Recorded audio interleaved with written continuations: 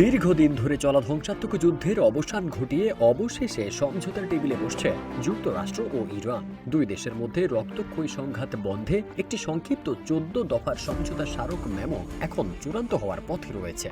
শান্তি প্রচেষ্টার সঙ্গে যুক্ত একটি পাকিস্তানি সূত্রের বরাত দিয়ে বার্তা সংস্থা রয়টার্স এই তথ্য নিশ্চিত করেছে। রয়টার্স জানিয়েছে, উভয় পক্ষের মধ্যে চলমান আলোচনায় অভাবনীয় অগ্রগতি হয়েছে এবং দ্রুতই এক পৃষ্ঠার একটি সমঝোতা স্মারকে স্বাক্ষর হতে পারে।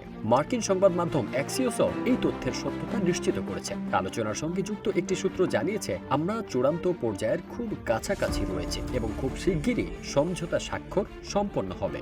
এই 14 দফার মেমোটি মূলত যুদ্ধ বন্ধের একটি প্রাথমিক কাঠামো বা ফ্রেমওয়ার্ক হিসেবে কাজ করবে। পরবর্তীতে বিস্তারিত শর্তাবলী এবং দীর্ঘমেয়াদী সমাধানের লক্ষ্যে আরও বড় পরিসরে আলোচনা হওয়ার কথা রয়েছে। অ্যাক্সিওস জানিয়েছে, যুক্তরাষ্ট্র আগামী 48 ঘন্টার মধ্যে কয়েকটি স্পর্শকাতর ও গুরুত্বপূর্ণ বিষয়ে ইরানের চূড়ান্ত প্রতিক্রিয়া আশা করছে।